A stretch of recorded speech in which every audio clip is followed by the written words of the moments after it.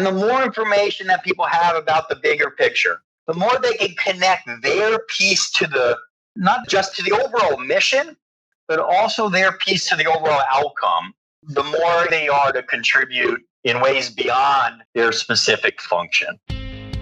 Welcome to Manage This, the podcast by project managers for project managers. I'm Wendy Grounds, and in the studio today with me is Bill Yates. I must apologize, there are a few gremlins in the audio for some reason, so we apologize if the audio is not quite as clear. Today we're talking with Ken Wagner. Ken is a senior principal for Alula. Alula is a management consultancy, and he's talking to us from Jacksonville, Florida. Ken has a passion for helping leaders be successful. Yeah, Ken is an expert. He's even got his Ph.D. in behavioral science. And we know project managers have to get things done through people. And people are complex beings, right? Some days I'm excited about work, and some days I'm not as excited about it. It's a complex thing. Yes.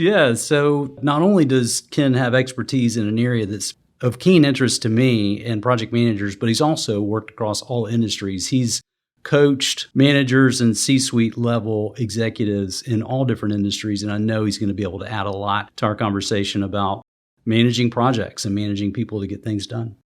Hi, Ken. Thanks for joining us, and welcome to Manage This. Well, good morning. Thanks for having me. We want to pick your brain on leadership and leading project teams today. What leadership development areas are important for project managers?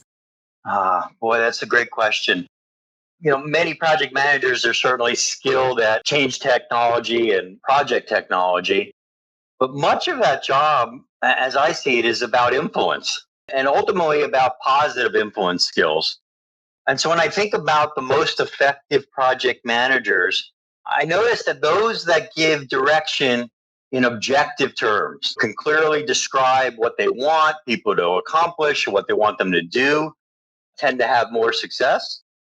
Those who frequently do alignment checks. So they ask probing questions to make sure that people are hearing what they think they're hearing or understanding what they think they're understanding. They provide lots of feedback.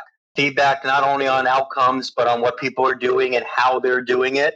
And they do that in ways that are timely, and they do that in ways that are actionable. And then the last skill that is often overlooked is that they tend to be good at positive reinforcement, meaning they attend to the things that they want more of, things that add the most value. So they focus more on getting good things repeated as opposed to trying to correct the few things that aren't quite right. These are powerful. You just filled up my cereal bowl with 5 really powerful points there. That's great stuff. Now, one of the things that I think we all experience with teams is, teams are like kids. They grow up. So my kids need something when they're 6 to 8 years old, and then they need a different parenting skill when they're 12 to 14 years old as teenagers. Sometimes our project teams evolve into those teenage years. Then they step on out beyond that. How can project managers adapt their leadership as teams grow up, as they evolve? First of all, that's a fantastic analogy. I love that. Teams do evolve, and project teams, but also in tech teams evolve as well. And the skills required for even implementing initiatives change over time as people get better and expectations change.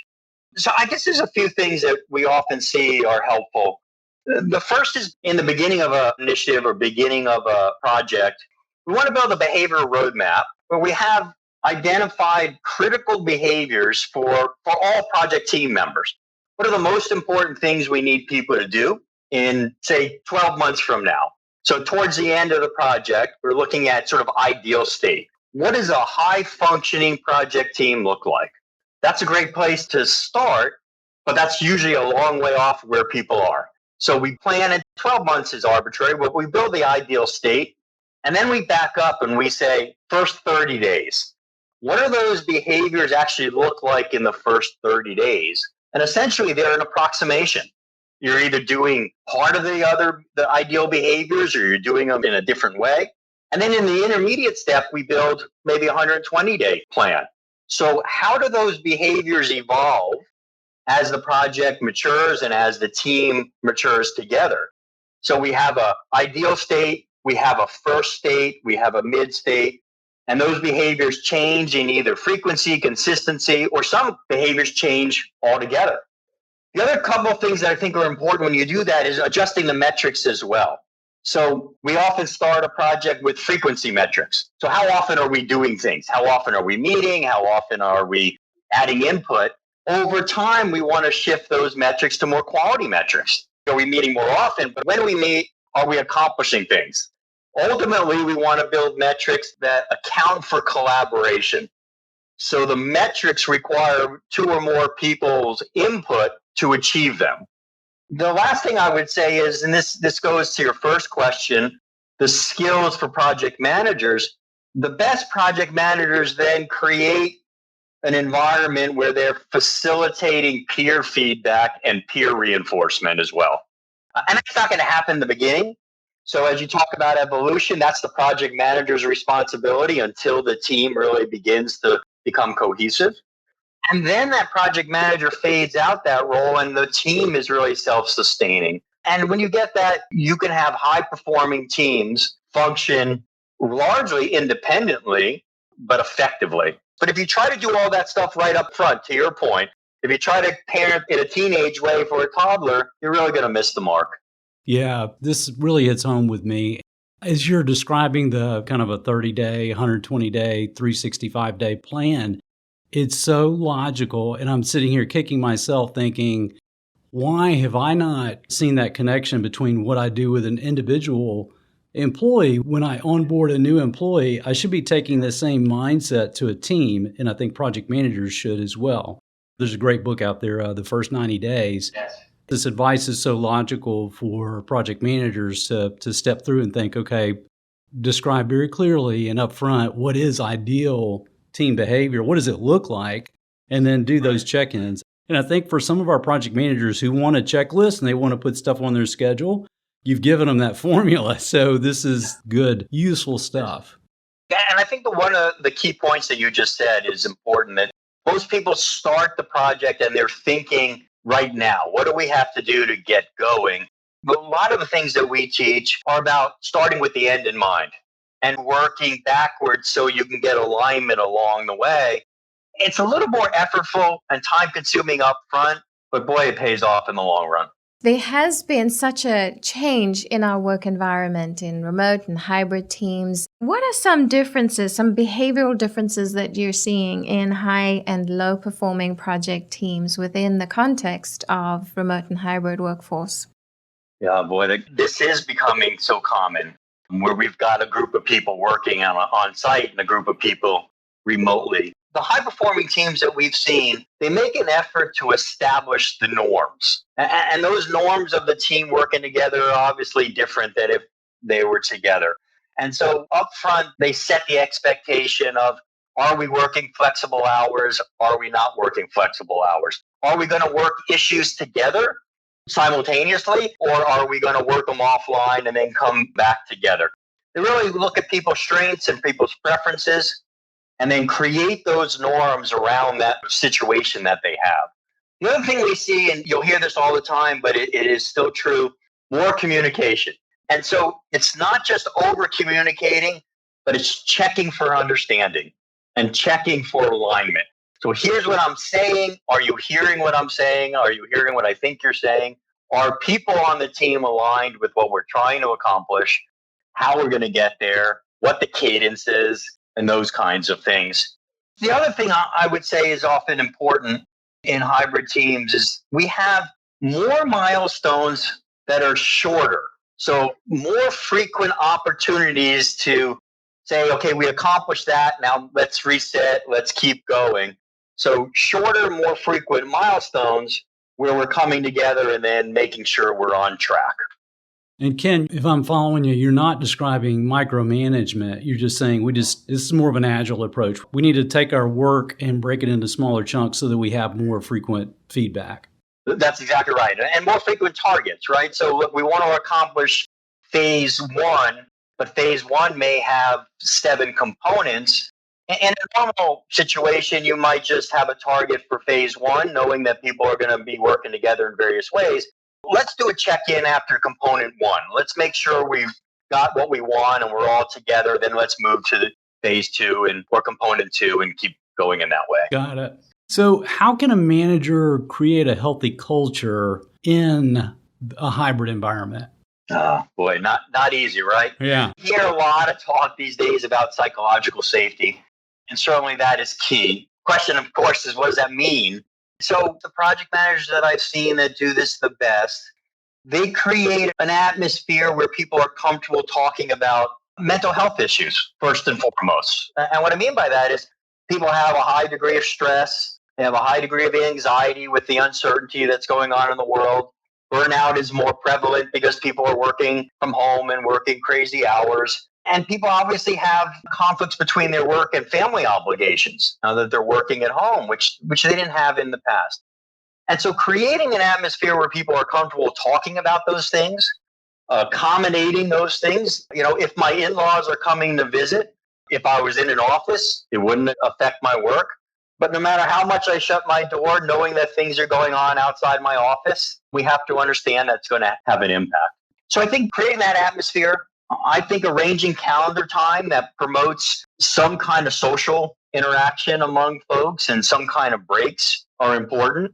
I think project managers that are skilled in being authentic.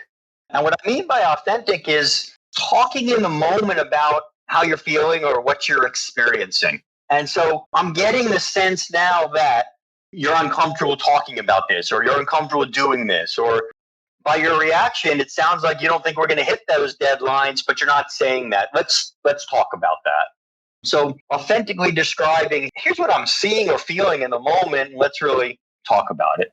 A couple of the things that I think are important when you're talking about a healthy culture, clearly being intentional about equity and inclusion.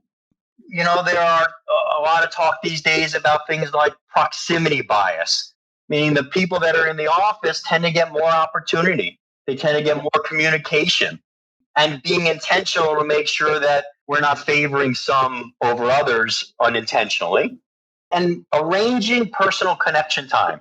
Again, so people have that water cooler time, building that in so people really have an opportunity to remain connected to their colleagues on a personal level, not just a task-oriented level. All those things together really create a healthy working environment, even if people are spread remotely.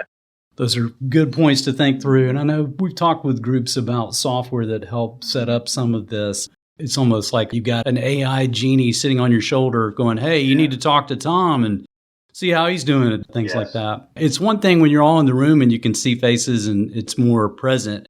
As project managers, we tend to get absorbed in our work and we forget about some of those personal connections that keep things going. It's good. Without a doubt. And when we're face-to-face, there's always a bit of idle talk in the beginning of a meeting. And when we do that through Teams or through Zoom, we tend to just get straight to it. And so people, they miss out on that quite a bit. And so it's important to not only allocate time for it, but set the expectation that that's okay. So I want to flip this a little bit because I know some project managers are thinking, how do I know my remote team is just as productive as when I was able to have eyes on them in the office? How do I know they're doing their work? How do I know? First and foremost, it's about the metrics that you already have, right? It's, are we hitting the targets that we set out? Especially if you go back to our earlier discussion, if we lay out metrics that are evolving over time, and we have behavioral expectations that say these are the things we want now, are we seeing people do those things? Are we seeing people hit those smaller milestones? And that's one of the reasons why we have more frequent milestones, is to ensure that we don't get too far off track or we're remaining on track, or if we're accelerating what we need to do. That's just sort of the overall context. I would argue that one of the most important things for a project manager to do with her team is to establish trust, right? To build trust. Trust in the team members and trust in the project manager. Active listening to understand when people are talking, helping people connect what you're asking them to do to the overall outcome. When you're providing feedback, making sure that it's value added, it's not just extra information. The other thing I would argue is the idea of asking really good probing questions. I think question asking is a highly underrated skill.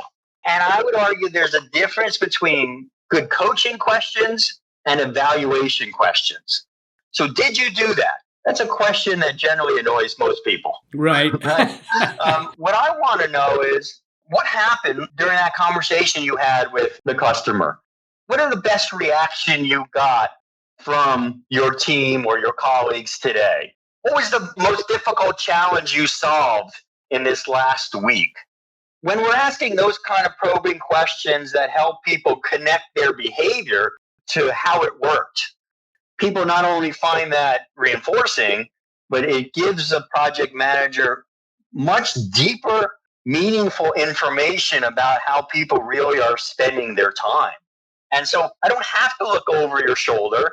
If I'm good at really assessing or asking good probing questions, and you're giving me detailed examples and you're giving me situations that are on point, I have a high degree of confidence that you're doing the right thing.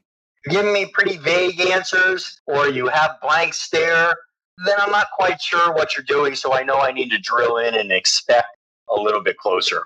Ken, we want to talk a little bit about creating project team alignment to enhance performance. What advice would you have for project managers?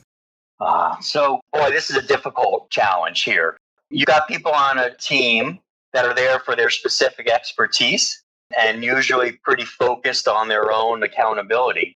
First and foremost, I believe it's critical for a project manager to help people see the entire value chain.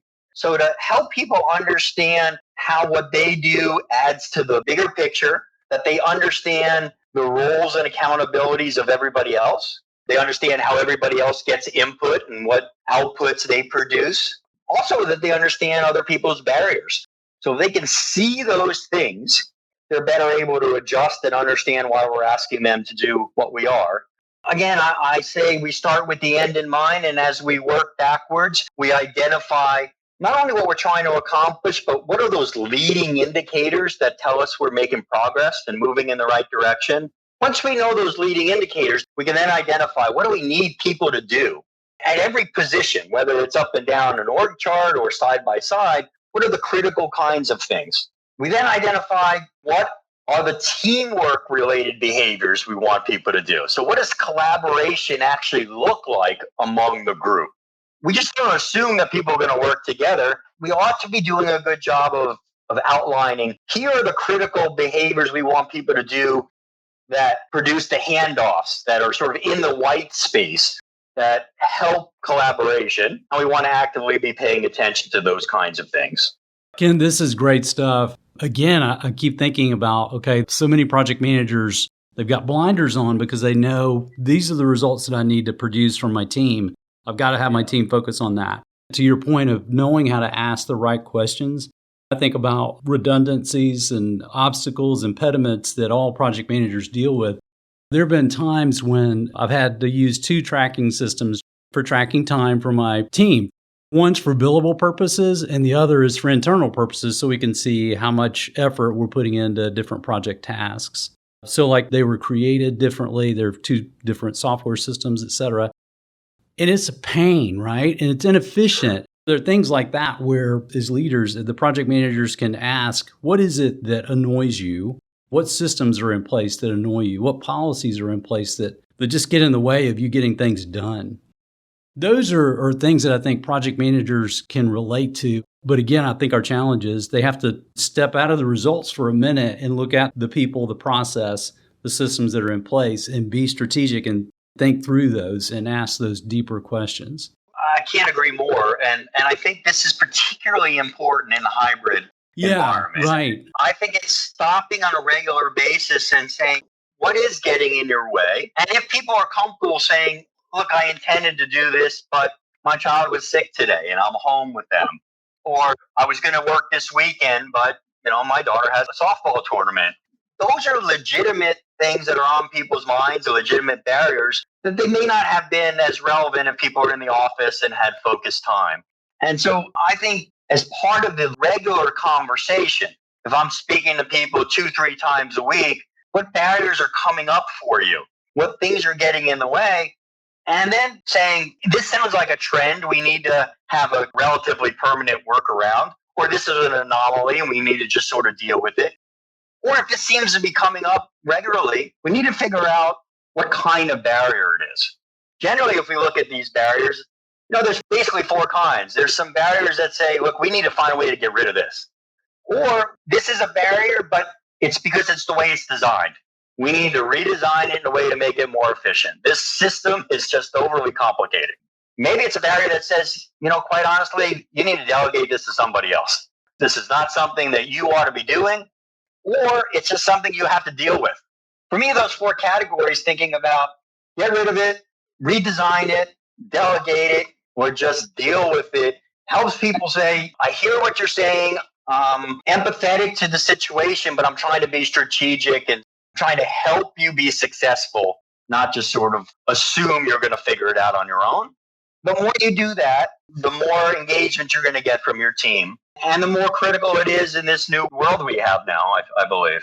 Project managers need to provide this clear direction for the team of where they're going with the entire project. So how can we encourage our team members to look beyond just their function and to maximize the value of the entire project? Part of it is the more people understand about other people's accountabilities, the broader perspective they have. And so we often say it's about managing that white space. So creating metrics that are interdependent, that require multiple people to contribute, helping people understand other people's accountabilities and barriers, being intentional about positive reinforcement for teamwork and collaboration. What have you learned from somebody else? What are you sharing with others? Asking people to share best practices, and then creating cross-functional plans. So the scheduling, the barriers, the resource needs, making sure that we're not creating those in isolation from one team member to another, but we're creating them as a group so they really intertwine with each other.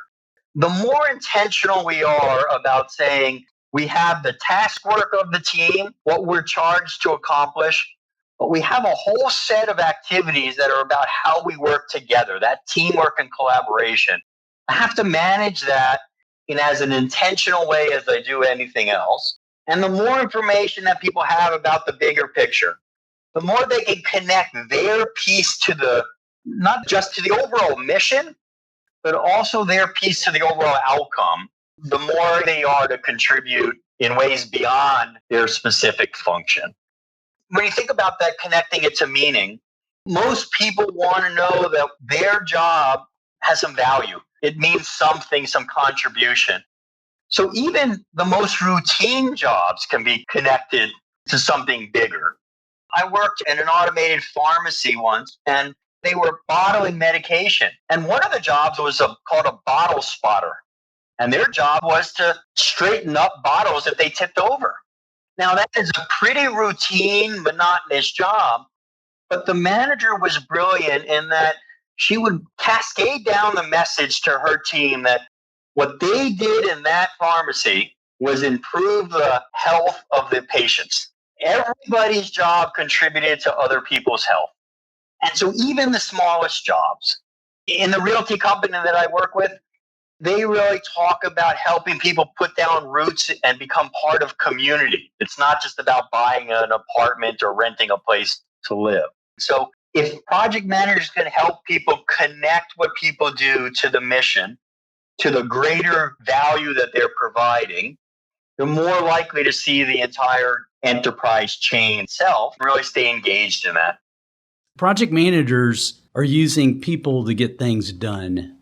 So how should a project leader approach reward and recognition systems? The first thing I consider is to differentiate what they're paying attention to. And so ultimately, we reward and we recognize achievement, but then we reinforce behavior. So reinforced behavior means we attend to behavior to have it repeated, and then we celebrate the outcomes. The most effective influencers, whether it's a project manager or a coach or a teacher or an executive, they have to do both. You have to strengthen the behaviors you want. You celebrate and acknowledge the accomplishments. And go back to our earlier conversation again, the more opportunity you have to celebrate achievement, the better you're going to be. If you think about the way almost all sports are designed, there's lots and lots of sub goals, lots of opportunities for people to take a pause and say, okay, we haven't won yet, but we're making progress. We've accomplished something. We've moved forward. So first and foremost, we want to make sure we're doing that. We also could create reward systems that actually encourage teamwork. So for example, I want everybody to have an equal opportunity to be successful, right? So I don't want competition within my team. But one of the most common recognition systems in companies is the employee of the month system. It's the second worst system there is. Because if you think about this, at the end of the month, you have one winner. And by definition, that makes everybody else a loser, right? The only thing worse than that is the Employee of the Year program. It takes a whole year to become a loser. What we want is to establish objective criteria and say everybody that makes that is a winner. Now, if you really want to enhance collaboration, you can design a system that says, look, here's your individual criteria. If you hit this target, you win, whatever winning means. However, if two of us hit our targets, everybody wins plus some. If three of us hit our target, everybody wins plus some plus some. And so first and foremost, I'm accountable for my own performance. And then there's some incentive for me to help other people be successful as well. If I create that kind of system, then I get not only people trying to maximize their own performance, going out of their way to be good teammates, be good collaborators, those kinds of things. And so thinking in that context, I want as many successful people as often as possible. And I want to create a system that will encourage that. And I want to make sure that they're getting those results in the right way, which means I celebrate outcomes that everybody contributes to, and I attend to the way those outcomes are achieved so we're not getting off-track behavior or simply shortcuts.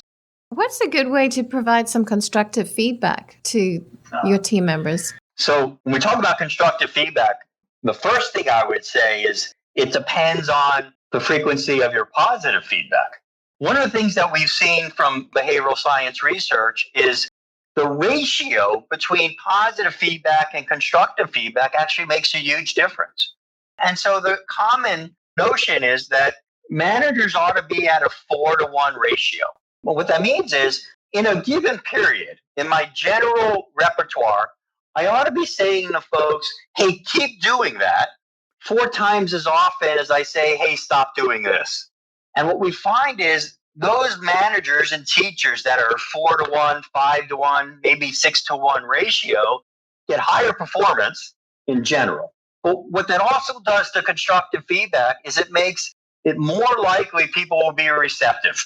Because they know that every time you're talking to me, it's not about criticizing or it's not about what I'm doing wrong. You're generally trying to say to me, hey, you're doing these things right, keep doing that. And so then I'm more receptive to say, okay, I miss a step here and I'm willing to adjust in there. So when people talk about constructive feedback, I want to know what you've been doing the last 3 weeks, the last 4 weeks. What does that ratio look like? And if your ratio is good, the constructive feedback is likely going to be received well. As long as you're delivering it in objective ways, so you're using specific pinpointed descriptions. Here's what I saw you do. Here's the impact it had. Here's what I heard you say. Here's the impact that I saw. And so if we can be objective about describing behavior, and we can describe how that behavior had an impact on either the performer, the company, the world, me as a manager, whatever that might be, that puts it in context, it becomes more actionable. And if I do that in appropriate ratio, people are much more likely to attend to it and be receptive to it. That's a good goal to aspire to. So, Ken, the reality is project managers report up to senior leaders, and often it's a sponsor they're reporting to. Give us some advice for project managers. How can they strengthen that relationship with a senior manager or a project sponsor? Boy, this is so critical to project managers' success. And I do spend most of my time with senior leaders, and they often hear feedback like, people say I don't support them. I think I'm doing all the right things. Or people think I don't know what I want. but I'm trying to be flexible. So my recommendation is that project managers think very deliberately and purposely about how they continue to build a relationship with their sponsor. And I think there's a number of things they should do. One, make sure their requests that they're making are clear and direct, not vague requests, not hinting around, but here's what I need that would be helpful. Most senior leaders want to know, don't make me figure it out. What exactly do you want? They have to make sure they close the feedback loop, right? So we often ask for something from our manager. We go and do it, but we don't say, hey, I did it. Here's what worked. Here's what didn't work. The one thing that gets senior leaders more willing to help in the future is to know that you've actually tried something they suggested in the past. So closing that feedback loop is absolutely critical to let them know, I did it, it worked, or it didn't work, whatever that might be. Bringing them information that makes their life easier. So recommending suggestions and then asking for agreement or advice rather than asking them to generate the ideas themselves. So here's what I think we ought to do. Are you okay with that? Or do you have any other suggestions? As opposed to saying, you solve the problem for me. Sharing information early and often, sharing your intentions. Here's what's happening. Here's what I plan on doing. Going back to that alignment check, it's not only within my team, but making sure your project sponsor is aligned with what you're about to do so we can make sure we're on the right track. I would also take it upon myself, if I was a project manager, to initiate frequent, short interactions with my project sponsor. So more frequent, shorter, high frequency, low dose, as we say. The other two things I would say is your manager, whether it's your direct manager or dotted line manager, they have their own accountabilities and their own responsibilities. And so the more you understand that, and the more that you can coordinate the things you're doing so it contributes to that, the more support you're going to get. If what you're asking or what you're pushing is in conflict with what that manager is accountable for, you're going to get resistance. And so the last thing I would add is demonstrating that you're listening to understand, that when the project leader, their sponsor, is describing what she wants or what she needs or what she's expecting, you demonstrate that you hear it, you understand it, and you can execute it. Again, you're on the same page, you're sharing information, you're making it easier for them to help, you're closing the loop, and you're being clear in what you want. If you do those things, most leaders will go out of their way to support your project in every way they can. Ken, this has been a really good Thank conversation. We have enjoyed having you as our guest. We appreciate your insights, Ken. Project managers work across all industries, and you've had experience with managers at all levels across all industries. So I was really looking forward to this conversation. I appreciate it. Thanks for having me. If you'd like to get in touch with Ken, you can always contact him on LinkedIn or at his company's website, which is Alula, alula.clg.com, alula.clg.com. And that's it from us here on Manage This. To our listeners, you also have just earned some professional development units by listening to this episode. To claim your free PDUs, go to velociteach.com, choose Manage This podcast from the top of the page. Click the button that says Claim PDUs and click through the steps. Thank you for joining us. Until next time, keep calm and manage this.